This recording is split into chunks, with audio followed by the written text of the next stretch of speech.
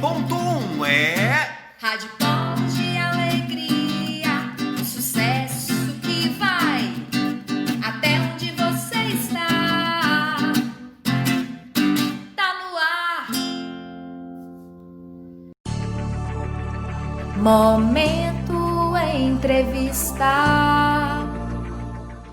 Prezados ouvintes da Rádio Polos da Alegria 93.1, bom dia, boa tarde, boa noite. Estamos começando mais um programa Momento Entrevista. E o nosso convidado especial de hoje será o Ivan Ferreira, que é coordenador pedagógico da Providence, entre outras funções, que iremos falar aqui sobre o Setembro Amarelo. Setembro Amarelo é uma campanha de prevenção ao suicídio e valorização da vida.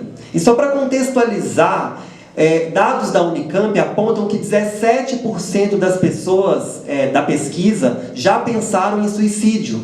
E 4,7% dessas pessoas chegaram a fazer um plano para isso. Por isso que é muito importante falar sobre isso, porque a gente vê saída, a gente vê uma solução para um dado tão alarmante. Então, para começar, Ivan, bom dia, né? Um prazer ter você aqui conosco na Rádio Polos da Alegria. E aí eu gostaria de te fazer uma pergunta. Como surgiu o Setembro Amarelo? Bom dia, Gustavo, ouvintes da Rádio Polos. Muito feliz de estar aqui com vocês e para falar desse tema tão importante. Bom, vamos começar com uma história, mas uma história triste. 1994, um adolescente de 17 anos nos Estados Unidos, que era alegre, né? Era uma pessoa assim que estava vivendo a vida com todo aquele entusiasmo e energia. Só que ele tirou a própria vida. E é interessante que muitas pessoas não perceberam, não deram atenção aos sinais, né, que esse adolescente estava demonstrando. E foi a partir daí que começou todo o movimento por parte dos pais desse adolescente. E só então, no ano de 2003, que a ONU instituiu o dia 10 de setembro como Dia Mundial, né, de enfrentamento, ou prevenção, na verdade, ao suicídio.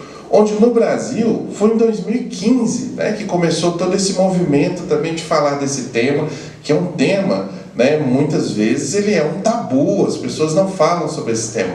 Mas para ajudar a falar um pouco mais desse tema, né, nesse mês nós falamos então da prevenção ao suicídio, mas da valorização da vida. Viver é importante, viver é bom e a gente deve se cuidar para isso. Com certeza, Ivan. Você falou aí que esse jovem, né, que cometeu o suicídio, a família, os amigos não perceberam os sinais, os sintomas que ele vinha apresentando. Quais a gente poderia linkar e nominar de sintomas que uma pessoa em situação de vulnerabilidade ou de depressão apresenta antes, né, de chegar numa situação limite que é o suicídio?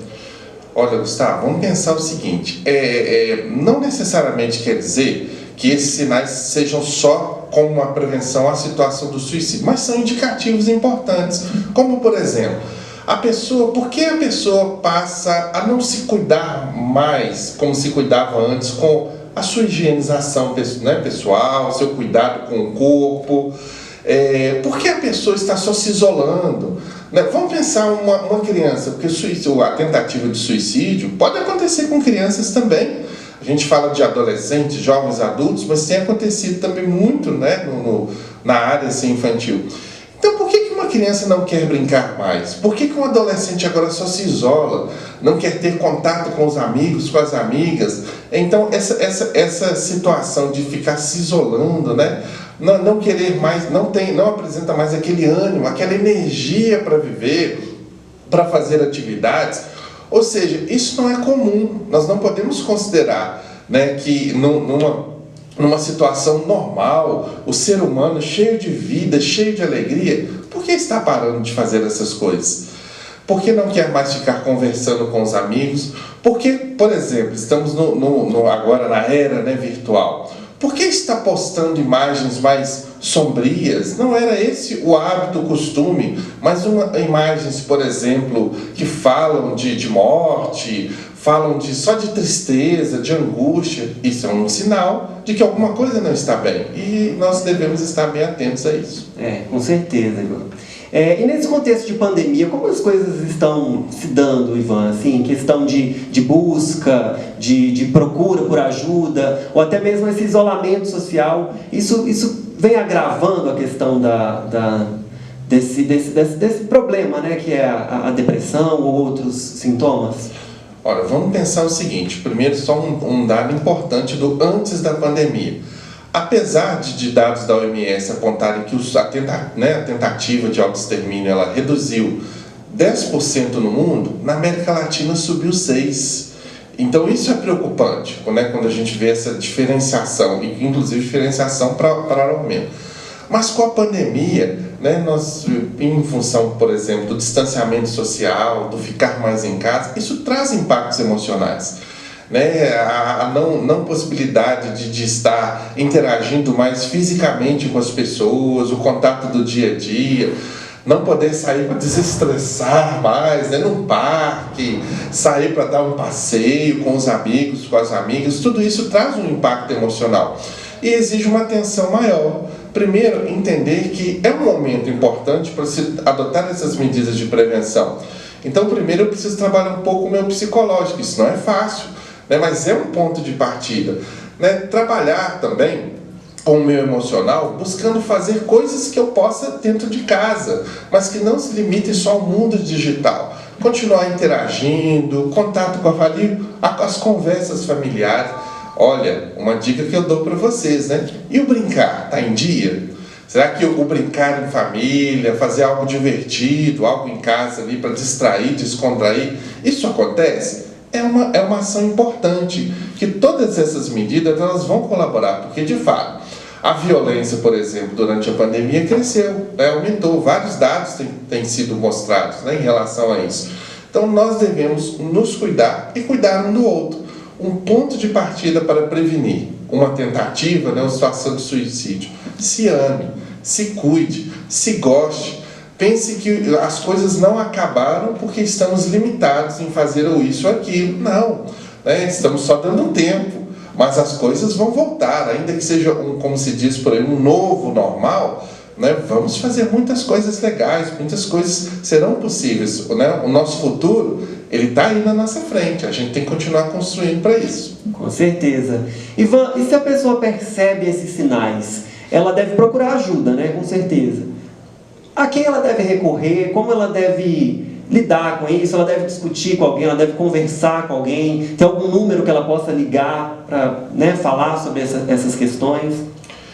Olha, Gustavo, de um jeito geral, sua pergunta é muito importante. De um jeito assim geral, as pessoas quando sentem, né, não estou bem, não estou legal, está acontecendo alguma coisa ruim, né? Ou como dizemos aqui em Minas, né, nós, como o nosso bom mineirense, tem um trem ruim comigo, tem um trem que não está legal, não está certo.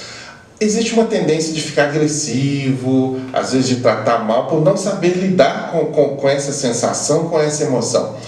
Mas o que acontece? É muito importante, se eu estou percebendo que tem alguma coisa em mim que não está legal, se eu estou ficando mais triste, mais angustiado, estou querendo ficar mais escondidinho no meu canto, converse com alguém, procure ajuda. Por exemplo, aqui no Brasil, a gente tem um 188, que é o telefone do Centro de Valorização da Vida.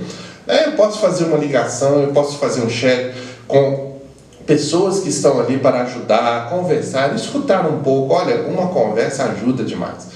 Né? Quando a gente sabe que tem alguém que está ali, que me emprestando o ouvido um pouquinho, para que eu possa falar, conversar, o que eu estou sentindo, o que está acontecendo, isso é muito bom, isso é muito legal. É algo que pode fazer, busque ajude.